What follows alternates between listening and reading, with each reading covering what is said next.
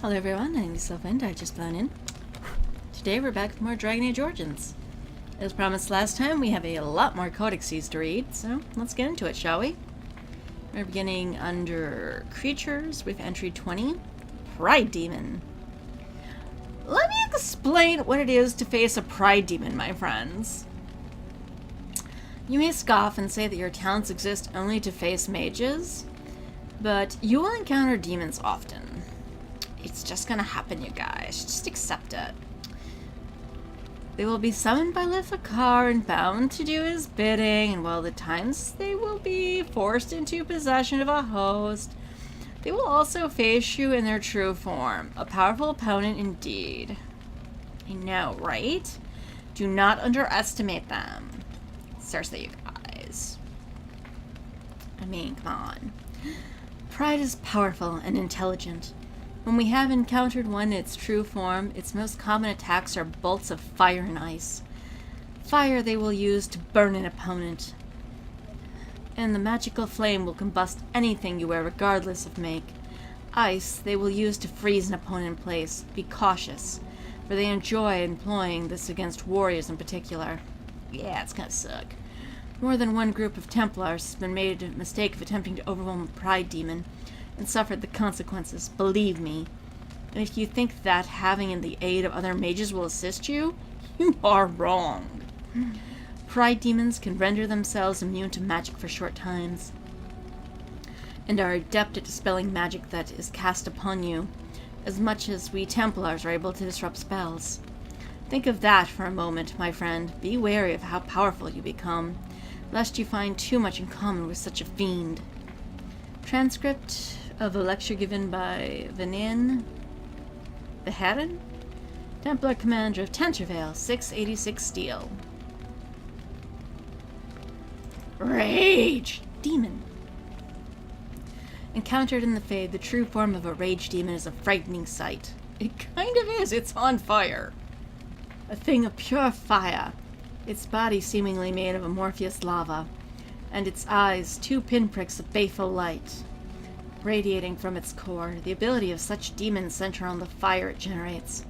It burns those who come near, and with the most powerful of its kind are able to lash out with bolts of fire and even firestorm that can infect entire areas.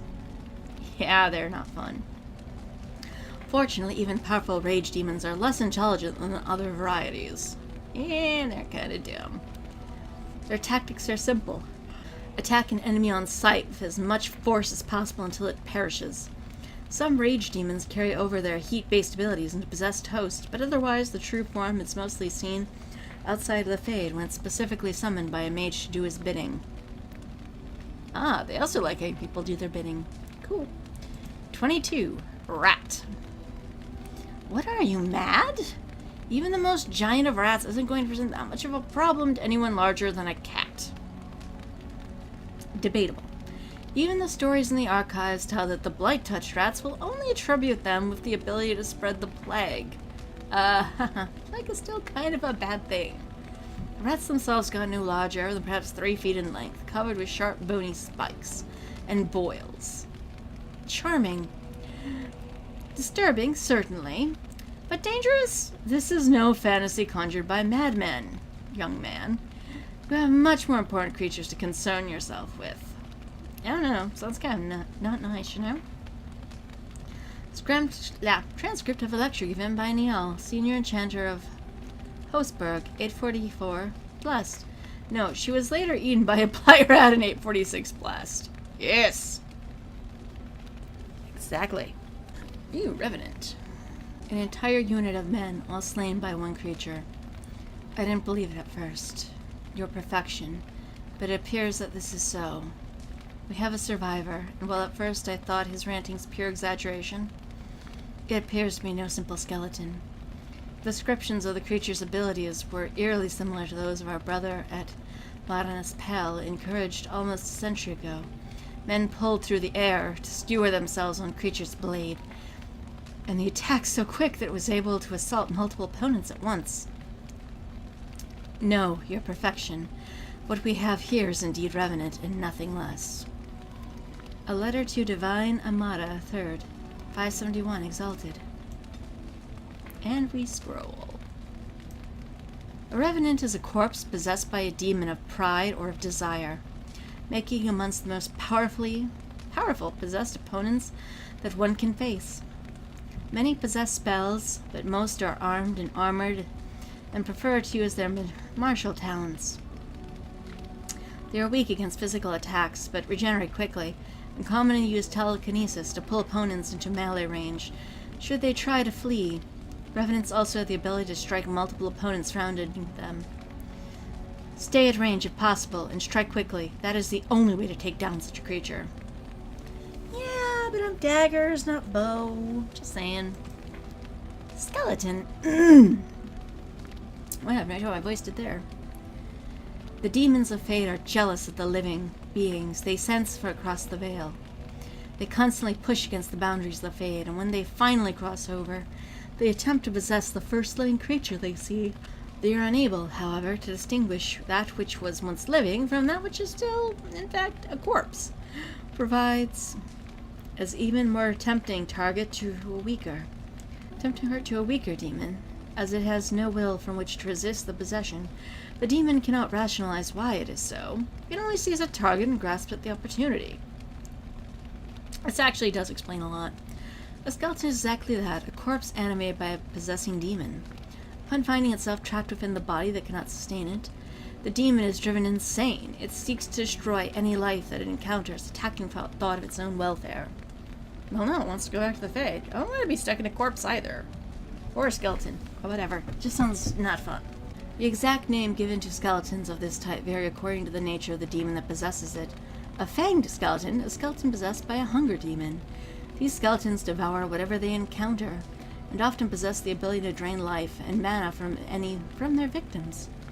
A shambling skeleton is a slower-moving skeleton possessed by a sloth demon, able to bring entropic powers against its opponents, slowing them, and even putting them to sleep. More powerful demons have been known to command skeletons, but at that level they are known by other names, revenants and arcane horrors, to name two.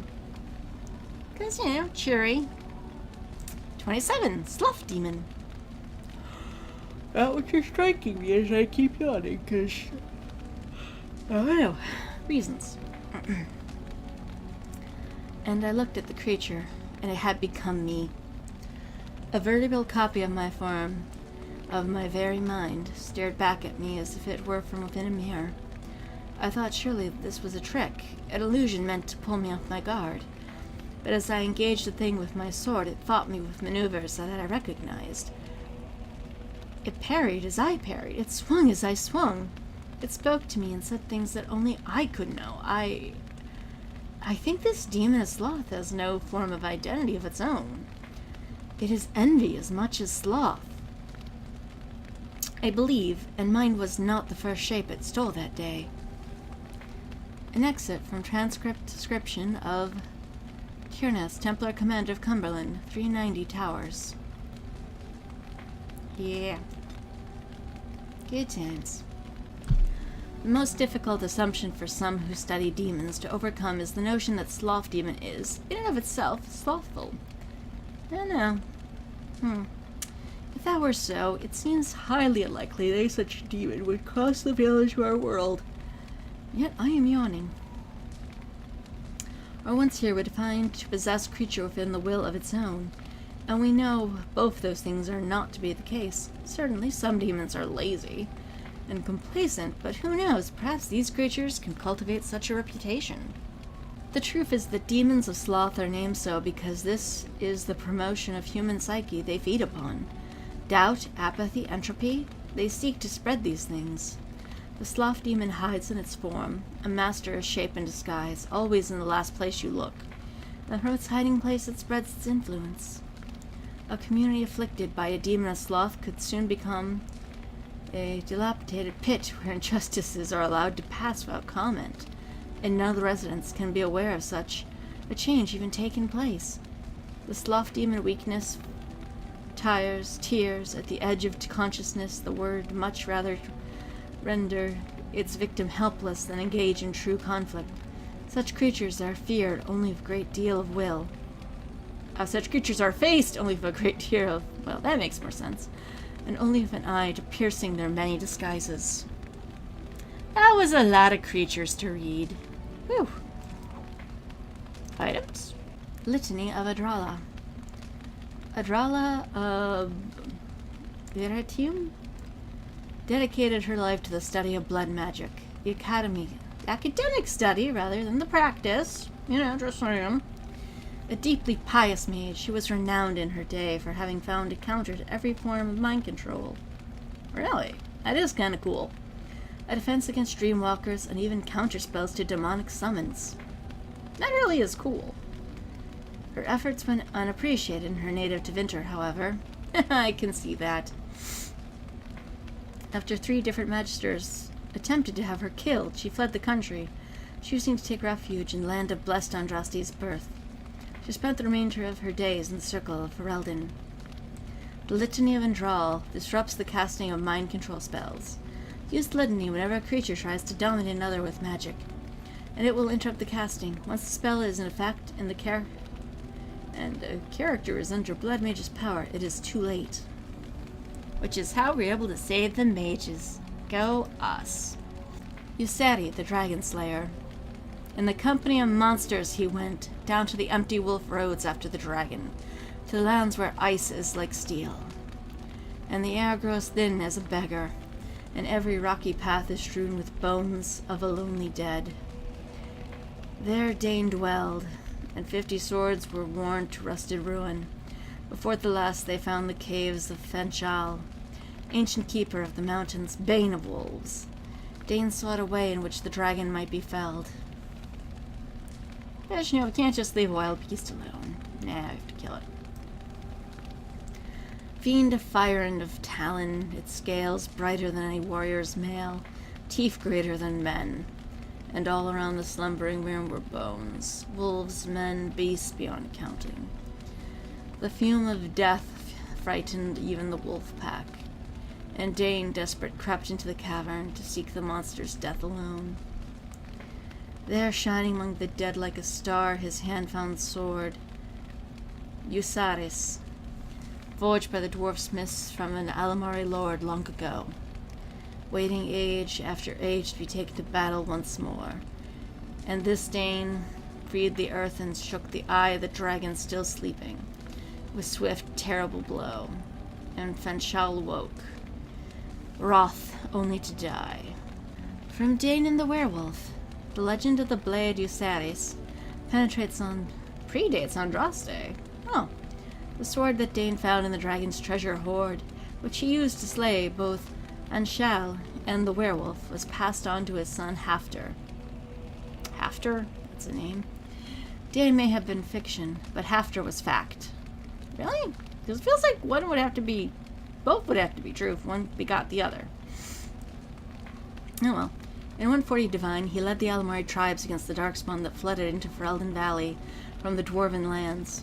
He not only drove back the horde, he also defeated the combined forces of the Avar Chasen, who hoped to take advantage of the chaos. His victories earned him such respect from the tribes, he was named the first Tyrn. Oh, true. After years of ruling the valley in peace, it is said that Hafter left Ferelden, sailing to unknown east in Amethrine Ocean. With the blade still in hand, he never seen it again. Magic and religion. Wow, there's a lot of codexes. My apologies. The Black City. No traveler to the Fade can fail to spot the Black City. It is one of the few constants in the ever-changing place. No matter where one might be, the city is visible, always far off, for it seems that the only rule of geography in the Fade is that all points are equidistant from the Black City. The chant teaches that the Black City was once the seat of the Maker, from whence he ruled the Fade, left empty when men turned from him. Dreamers do not go there, nor do spirits. Even the most powerful demons seem to avoid the place. It was golden and beautiful once, so the story goes, until a group of powerful magisters, lords from Tevinter Imperium, devised a means of breaking in. When they did so, their presence defiled the city, turning it black. Which was, perhaps, at least of their worries. From Beyond the Veil, Spirits and Demons by Enchanter Midroll. Yeah, gosh darn it, Tevinter. Why? Templar, 72. Often portrayed as stoic and grim, the Order of the Templar was created as a martial arm of the Chantry. Armed with the ability to disrupt and resist magic in addition to their formidable combat talents, the Templars are uniquely qualified to act as both a foil for apostates, mages who refuse to submit to the authority of the Circle, and a first-line defense against the dark powers of blood mages and abominations. While mages often resent the Templars as symbols of the Chantry's control over magic, the people of Theta see them as saviors and holy warriors, champions of all that is good, armed with piety enough to protect the world from the ravages of foul magic. In reality, the Chantry's militant arm looks first like skilled warriors with unshakable faith in the Maker, with flawless moral center as a secondary concern. Maybe it should be there first. Templars must carry out their duty with emotional distance from, and the Order of the Templar prefers soldiers with religious fervor and absolute loyalty to the paragons of virtue who might question orders when it comes time to make difficult choices. No. The Templars' power derives from substance lyrium, a mineral believed to be a raw element of creation. While mages use lyrium in their arcane spells and rituals, Templars ingest their primordial mineral to enhance their abilities to resist and dispel magic. Lyrium used and regulated by the Chantry, but some Templars suffer from lyrium addiction, the effect of which includes paranoia, obsession, and dementia. Oh, that's sad. Templars knowingly submit themselves to this, air quotes, treatment in service to the Order and the Maker. Yeah, that's kind of an issue. It is this sense of ruthless piety that most frightens mages when they draw Templars' attention. When the Templars are sent to eliminate a possible blood mage, there is no reasoning with them, and if the Templars are prepared, the mage's magic is all but useless. Driven by their faith, the Templars are one of the most feared and respected forces in Thetis. Yeah, no, that's kind of scary if you think about it for too long. Fraternity of Enchanters. Another aspect of circle life is the fraternity. Woo! Sorority rush! When a mage becomes an enchanter, he may ally himself with a fraternity. So I'm guessing it's not so much beer shots as, magic. There are cliques that cross circle boundaries, mages of common interest and goals who band together to ensure that their voice is heard within the Council of Magi in Cumberland. The largest fraternities currently are. Me scrolling down the page, because there's a lot of them. The Loyalists, who advocate loyalty and obedience to the Chantry. The squares. The Quatarians, who advocate temperance and follow a distinct code of conduct, which they believe all mages should hold themselves to. Okay, sounds reasonable. Libertarians, a growing fraternity publicly maintain greater power for the Circle, but secretly advocating a complete split from the Chantry. Dangerous opinion, naturally. Yeah, very true. The Isolationists, a small group of advocates, withdrawn to remote territories in order to avoid conflict with the general populace. Yeah, but that's kind of already doing it in a circle, so counterproductive. The Lucrosians, who maintain the Circle must do what is profitable first and foremost. Their priorities accumulated wealth, with them gaining a political influence, a close second. Yeah, that group. So far, an alliance between the Loyalists and the Quatarians has prevented the Libertarians from gaining much headway, but there are signs that the Aquarians may now throw their support in with the Libertarians. If that happens, many mages predict it will become a civil war amongst the Circle. From the Circle of Magi, history by First Enchanter Josephus. Yeah, no, that could go bad. Really bad. Hierarchy of the Circle. It is no simple matter safeguarding ordinary men from mages, and mages from themselves. Each Circle Tower must have some measure of self-government, for it is ever the Maker's will that men may be given the power to take responsibility for their own actions, to sin and fail, as well as achieve the highest grace and glory of our own strength. You who will be tasked with protection of the Circle must be aware of its workings. The First Enchanter is the heart of any tower. He will determine the course of his Circle will take. He will choose which apprentices may be tested and made full mages, and you will work most closely with him. Yeah, that's a good person to be besties with. Assisting the first enchanter will be his senior enchanters, a small council of most trusted and experienced magi in the tower. For this group, the next enchanter is always chosen. Beneath the council are the enchanters. These are the teachers and mentors of the tower, and you must get to know them in order to keep your finger on the pulse of the circle. For the enchanters will always know what is happening amongst the children. True. All those who pass their harrowing but have not taken apprentices are mages. Did you know? There's levels here. This is where the most trouble in the circle lies, in the idleness and inexperience of youth. The untested apprentices are the most numerous denizens of any tower, but they more often possess threats themselves due to their lack of training than to anyone else. Yeah, that's a cheery thought. Knight Commander Setting of the Chantry Templars, a letter to his successor. There's so much chantries. Why? History of the Circle. It is a truth universally acknowledged that nothing is more successful at inspiring a person to mischief as being told not to do something. This is true. This is very true.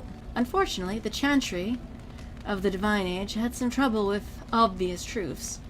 Although it did not outlaw magic, quite the contrary, as the Chantry relied upon magic to kindle eternal flame, which burns in every brazier and every chantry. I did not know that. It relegates mages to lighting candles and lamps, perhaps occasionally dusting the rafters and eaves. That's a waste of their talent. I will give my readers a moment to contemplate how well such a role satisfied the mages of the time. I'd say not very well. It surprised absolutely no one when the mages of Vareo in protest snuffed the sacred flames of the cathedral and barricaded themselves inside the choir loft. That's actually kind of cool. No one, that is, but Divine Ambrosia II. Did she know she has a salad named after her? Who was outraged and attempted to order an exalted march upon her own cathedral. Oh my. Wow, that's overacting. Even her most devout Templars discouraged the idea. Yeah, because she's freaking overreacting. For 21 days, the fires remained unlit while negotiations were conducted. Legend tells us by shouting back and forth from the loft. Yeah, this is why I cannot be religious, people. Just can't. The mages went cheerily into exile in a remote fortress outside the capital, where they would be kept under the watchful eye of Templars and a council of their own elder Magi. Outside the normal society and outside the Chantry, the mages would form their own close society, the circle separated for the first time in human history. That's hilarious. From Fires, Circles, and Templars, the history of magic in the Chantry by Sister Petrine, Chantry scholar. I just kind of find that hilarious and awesome.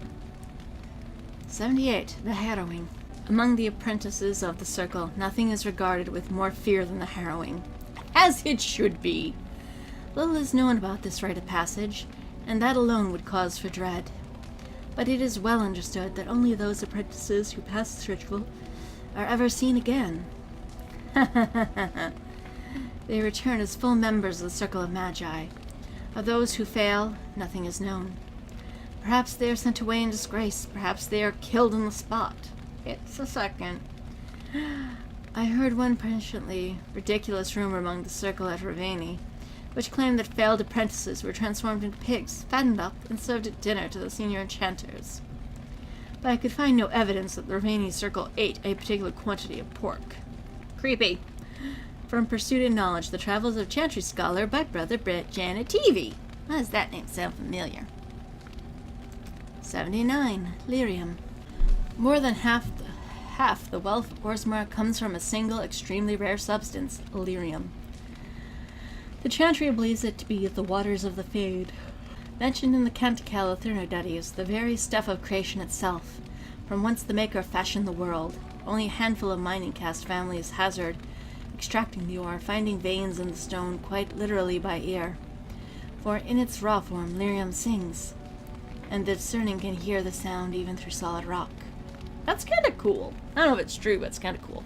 Even though dwarves have natural resistance, raw lyrium is dangerous for all but the most experienced in mining caste to handle. Even for dwarves, exposure to the unprocessed mineral can cause deafness or memory loss. For humans and elves, direct contact with lyrium ore produces nausea, blistering the skin, and dementia. Mages cannot even approach unprocessed lyrium. Doing so is invariable fatal. We just kind of ran around the fan played with it. Yay! Because we're SMRT smart. Despite its dangers, lyrium is the single most valuable mineral currently known. In the Tevinter Imperium, it has been known to command a higher price than diamond. The dwarves sell very little of the processed mineral to the surface, given the greater portion of what they mine to their own smiths, who use it in forging their own truly superior dwarven weapons and armor. What processed lyrium is sold on the surface goes only to the chantry, who strictly controls the supply. From the chantry, it is dispensed to the Templars, who make use of it in tracking and fighting off the Quorum, and to the Circle. In the hands of the Circle, lyrium reaches its fullest potential. Well, at least they acknowledge that much. The reformatory craftsmen transform it into an array of useful items for its practical, such as magically hardened stone for constructing, and legendary silver armor of King Galahad. Yeah, they make pretty things. When mixed into liquid and ingested, lyrium allows mages to enter the Fade fully aware, unlike all others who reach it only while dreaming. Such potions can only be used to aid in the casting of especially taxing spells, for such short time granting a mage far greater power than he normally wields. Lyrium has its cost, however. Prolonged use becomes addictive, the craving unbearable. Over time, Templars grow disoriented, incapable of distinguishing memory from present, or dream from waking. They frequently become paranoid, as their worst memories and nightmares haunt their waking hours. Mages have additionally been known to suffer physical mutation. Really? Ew. The Magister Lords of Tevinter Imperium were widely reputed to have been affected by the years of lyrium use that could not be recognized by their own kin, or even creatures who had once been human. In Pursuit of Knowledge, The Travels of a Chantry Scholar by Brother Janativi. We've been going for a bit. My apologies. Looks like there's going to be multiple videos about the Codexes. So next time we come back, there'll be even more listening to me reading and butchering words. Yay! Until next, tak likatselak hero.